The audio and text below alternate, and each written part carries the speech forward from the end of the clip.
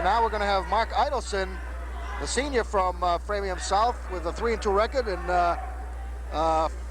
is that 5 pins throughout the year? 3 pins. 3 pins. And we have Jimmy Rowins, a junior, 4-0 with 2 pins. Jimmy's been wrestling for 3 years. This is the 134-pound class, and South has taken a 14-7 lead. Still, obviously, anybody's match. Anybody's match. Don't forget now, by the 34s to the 47s, they've got to have a good lead, and they've got a lead now. We'll see if they can keep it. All right, Mark Idleson in white, Jimmy Rowins in gold. Framingham South, that is. Yep. Barry Bograt along with Roger Paul, owner of Pep's Gym, and fellow who really is, you'd have to say, somewhat responsible for a lot of the physical specimens that we have out here, is Pep's Gym down in downtown Framingham, the home of the champions of Framingham, and Natick, and a whole bunch of other towns at Ashland. Certainly a lot of people utilize that. It's a place that you really should go down and just see and just get a look at and see what type of program. It's really good for any youngster, or even an oldster, but for the most part, the kids are down there. It's good camaraderie. The kids have a terrific, people are very upset that they call them out of the circle. That was not a good call. Can I disagree with Kavanaugh? You can disagree. Kavanaugh, in this case, is too overly cautious. And we have an injury for Framingham South. He's going to start the clock at 3 minutes. That's too bad, because that was an excellent throw. When a youngster comes down, let's say a kid 13, 14 years old comes down, 14 years old, okay, comes down to Pep's Gym. Basically, what should he look for? What do you do with a kid down there? What is involved? I've learned the hard way lately. I try to increase the range of motion almost immediately. I don't necessarily work for power. I combine the aerobic with anaerobic with flexibility. In other words, we try to give him a little something of everything and watch him progress from there. We don't force him into any one particular avenue. And it's a program, isn't it? I mean, it's a monitored program from that It's a pretty tight program with almost all of our members that have been with us a year or two are, instructors on their own. I know Jeff's been down there 3 years now, and you don't lift every day. They go down there. There are off days. He only is allowed, in essence, or allows himself, or you people are, to be down there only maybe 3 days a week. 3 to 4 days is sufficient. Right. And, I can attest for it, Roger. I'm not patronizing you.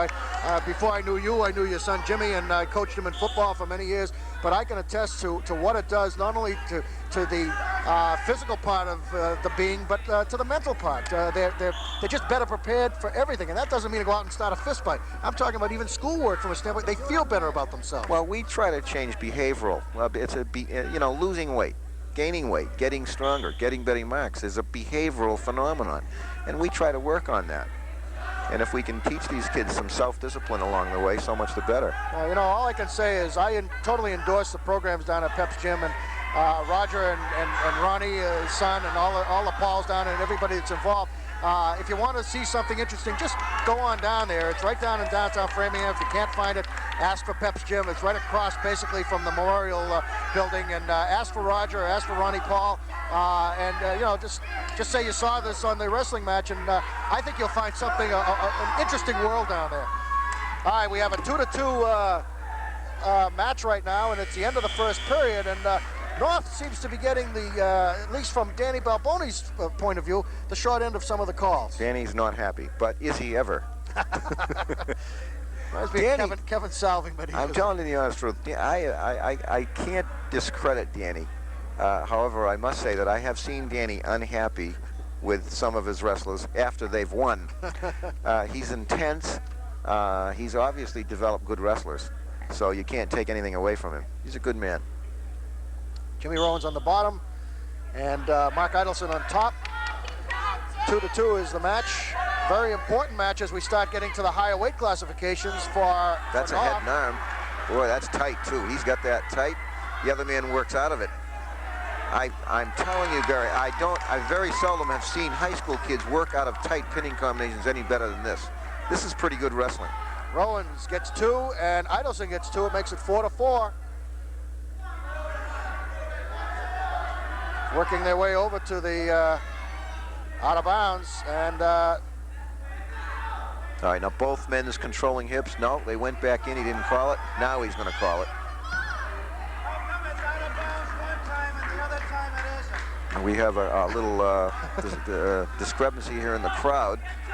well, they're trying to understand why there was a call of the out of bounds before it's hard to be and consistent. not a call now. It's very hard to be consistent. 5-4. Idleson on top. Framingham South needs this match. There's 1 minute and 9 seconds to go in the third period. Second period. Second period. So we have just about halfway through the whole match. 3 minutes out of 6 minutes down. Kennedy Gymnasium, Framingham North High School. North with a 4-1 record, South with a 5-1 record. Both vying for the Bay State League title. And this will go a long way. Beautiful. Good, good. He's got it. With a takedown, I think. Yep. Right to a chicken wing, to a near fall position. He's got to run it. He's going to run it. He's got it. He's got the near fall. Rowins. Framingham South boy is fighting it. Excellent, excellent. Kavanaugh right in there. Got kicked a couple times. And he's got a pin. Boy. Jimmy Rowins. That's a big win for North. That is a big win. Jimmy Rowins gets 6 points for North. And let me tell you, Jimmy Rowins is an outstanding kid. I know Jimmy very, very well. And talk about a kid that works very hard. But Rowins and Idleson just got caught there. That's a tough loss.